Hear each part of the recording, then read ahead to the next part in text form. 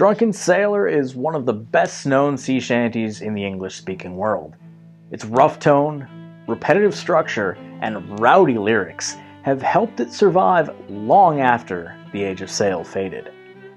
Originally a work song, meant to coordinate labor on ships, the shanty has outlived its function and become a cultural artifact, often performed in pubs, movies, and sea music festivals. Its staying power comes not from nostalgia alone, but from its raw energy and clear rhythm, which give it both musical and historical weight. Sea shanties were practical tools. On merchant and naval ships, they kept rhythm for crews doing tasks such as hauling lines, raising sails, or turning capstans. Drunken Sailor falls into the category of short drag shanties, sung during tasks that required short bursts of effort. Its call and response style helped synchronize movement, while the tempo kept crews moving together. Unlike other forms of music that might encourage passive listening, shanties were meant to be functional. They were born out of hard work, not artistry. What makes Drunken Sailor stand out is its catchy hook and flexible verses. The central question, "What shall we do with a drunken sailor?" is repeated over and over, followed by different suggestions. Some humorous, some harsh. Ideas range from shaving his belly with a rusty razor to putting him in the longboat until he's sober. These verses often changed depending on the crew, location, or mood.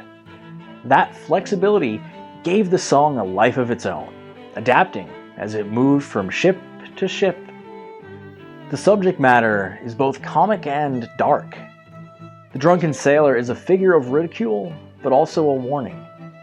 Alcohol was a common part of life at sea, whether as part of a daily ration or a rare indulgence during shore leave. Drunkenness, however, could be dangerous on a ship, where discipline and physical work were key to survival.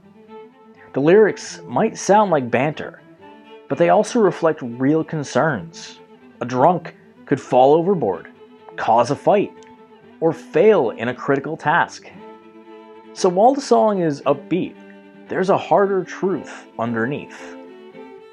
The melody plays a big role in the shanty's appeal. It's simple, repetitive, and easy to pick up, which made it perfect for crews who needed to sing together without rehearsal. It also made the song portable.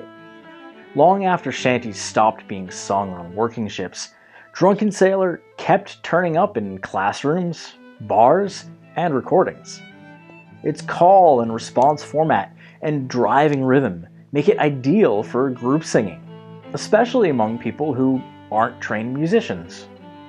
During the 20th century, the song took on a new role. It moved from the decks of ships to stages, records, and the radio. Folk musicians picked it up during revivals of sea music. It appeared in movies and cartoons. In recent years, it's found a new audience online, especially through social media platforms, where sea shanties briefly surged in popularity again. In these modern versions, it's often sung with harmonies and new verses, but the basic structure remains the same. The humor of Drunken Sailor is also part of its appeal. The song doesn't aim for elegance or polish, it's blunt. The lyrics don't hide behind metaphor or complexity. They say what they mean and keep things moving. That's part of the reason the song continues to resonate. It's not trying to be profound. It's trying to get a job done, and maybe just pass the time. That honesty gives it a kind of strength that more polished songs can lack. Of course, modern listeners experience the song very differently from the sailors who first sang it. Today, it's entertainment. For its original singers, it was part of daily survival. It was a way to make grueling tasks more bearable, to keep time, to boost morale. That context matters. Singing about a drunken sailor wasn't just fun. It was a release valve, a moment of shared rhythm and maybe shared frustration. It was one of the few creative outlets in a brutal environment.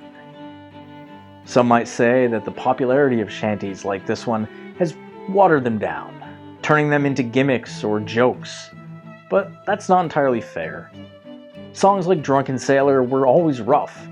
They were never meant to be refined. Their simplicity is part of their strength. When people sing it today, they're not pretending to be sailors, usually. They're tapping into something basic: work, humor, rhythm, and community. In the end, Drunken Sailor isn't just a quirky relic or a catchy tune. It's a reminder of a time when music and labor went hand in hand, when song helped carry the weight of physical work, and even now, when few of us haul sails or sing to keep warm on deck, the song still works. It gets into your head, it makes you want to join in, and it brings people together, even just for a few verses. That might be all it needs to do.